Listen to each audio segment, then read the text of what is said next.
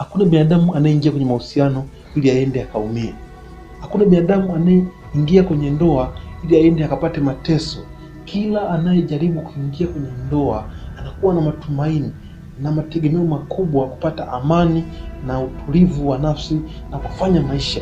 Lakini huzuni kubwa inakuja pale ambapo unapoingia kwenye ndoa na unakuta kwamba mambo ni tofauti kabisa na yale uliyoyategemea.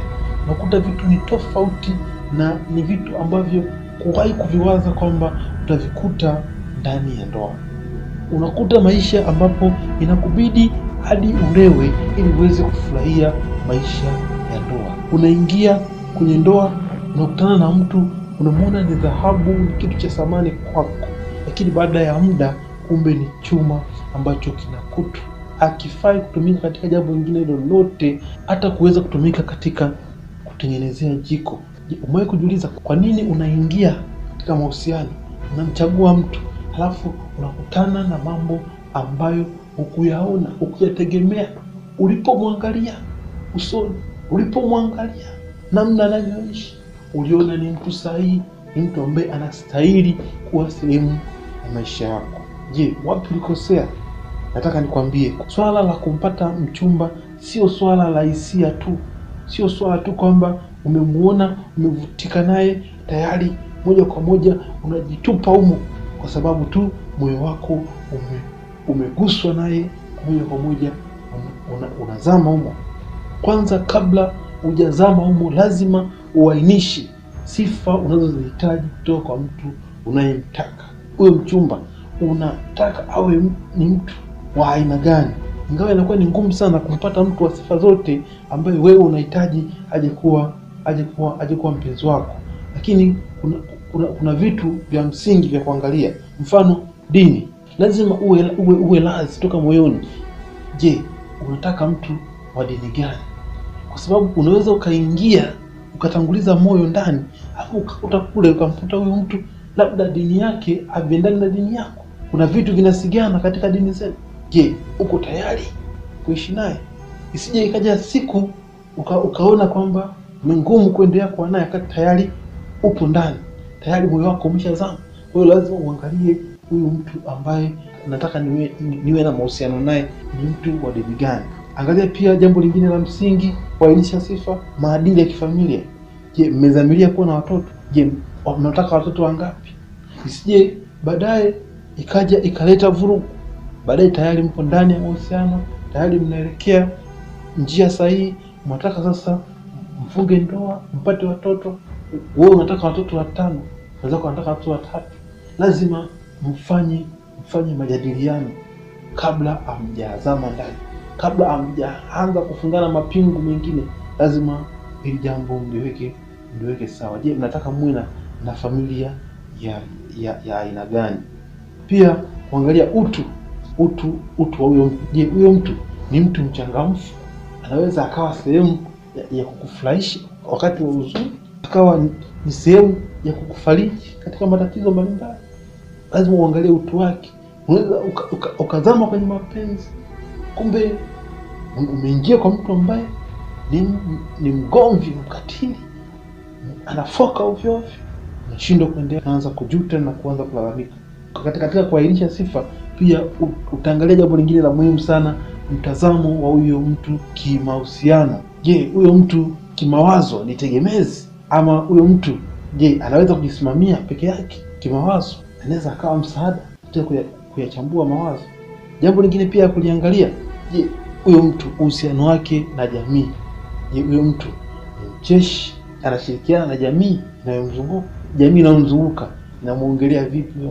Jamii inayomzunguka ndio inamjua mtu vizuri, kwa sababu jamii hiyo inawezekana imempokea na imemtazama kwa muda mrefu, wewe umekutana naye kwa muda mfupi. Kwa hiyo angalia jamii pia inamtazama vipi huyo mtu ambaye wewe unataka awe mchumba wako. Hiyo ni sehemu ya kwanza ya kuonyesha sifa za mtu ambaye wewe unaona anafaa kuja kuwa mchumba wako, ambaye anakuja kuwa mme au mke wako. Jambo lingine la pili, baada ya wewe kuainisha hizo sifa, jambo la pili ni kwamba angalia sana usiridhike. Watu wengi sana wanaridhika baada tu ya kuona kwamba wamepata mtu ambaye anamfariji, anamliwaza, anaridhika, anaona kwamba tayari kashafika, anajisahau, anaona yeye tu anastahili kufanya hivyo vitu, anasahau kabisa kwamba kwenye swala la mahusiano lazima pande zote mbili ziwe na sababu ya kuendelea kufanya yale mahusiano yaweze kudumu. Lazima ujenge mazoea ya kuweza kuboresha ule uhusiano. Usiridhike tu kwa sababu umeona tayari umeshafika, kwamba umeshapata kile ambacho unakitaka, umeshampata mwanamke, umeshampata mwanaume, tayari unaridhika, unajisahau, unaona tayari umeshafunga ndoa, umeshavishwa pete, unaona umeweza kila kitu. Hapana, bado una nafasi kubwa sana ya kuweza kujenga uhusiano, ya kuboresha zaidi, ili uendelee kudumu na mkafikia katika uzee na mkaishi katika amani kabisa, na bado upendo ukawa uko pale pale, bado mnasaminiana na bado mnalindana kwa gharama yoyote ile.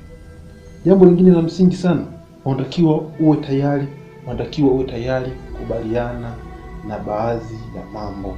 Japokuwa umetengeneza orodha ya vitu ambavyo wewe unavipenda mtu ambaye unataka awe mpenzi wako awe navyo, lakini huwezi ukavipata vitu vyote kwa asilimia zote.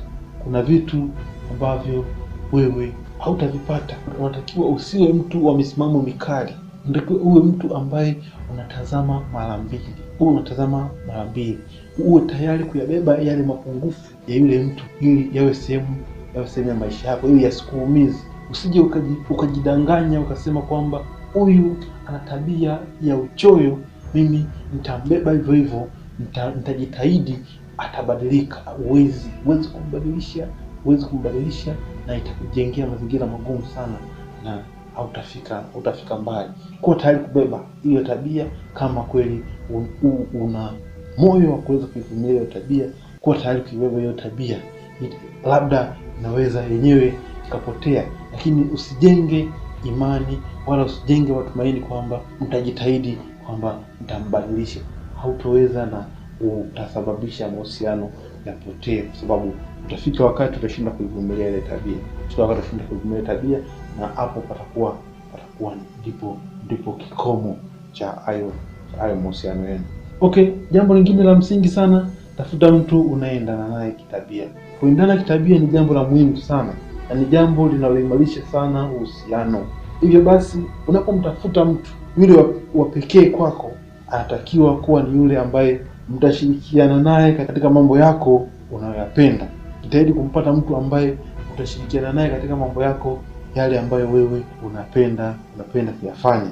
Hii itakupa uwezo wa kujua mambo anayoyapenda yeye, pia hata katika kupanga mambo kwa pamoja itakuwa ni rahisi, kwa sababu mtakuwa mna vitu ambavyo vinaendana.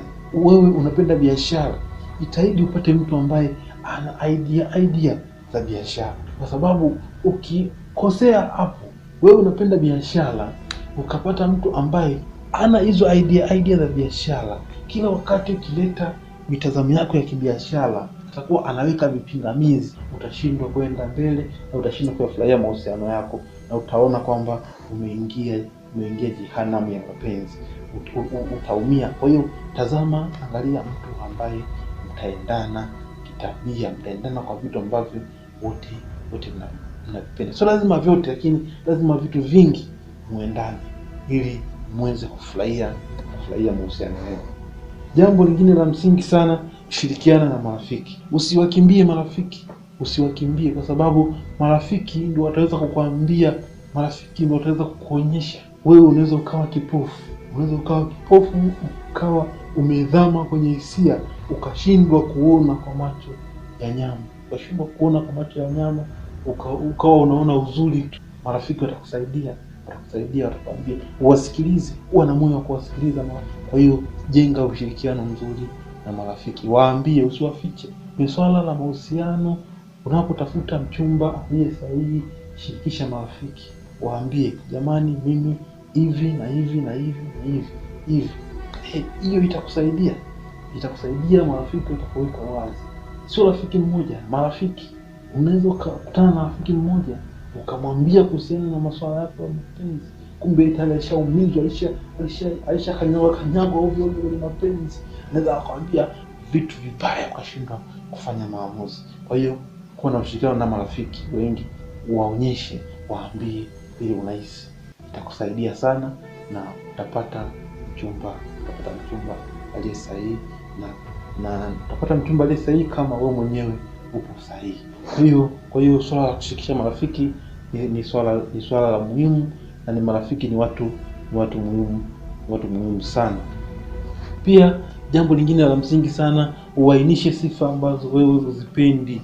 Uwe mchumba wako au mtu ambaye unataka uwe naye katika mahusiano au pindi hizo tabia awe nazo kabisa, hizo lazima uziweke wazi.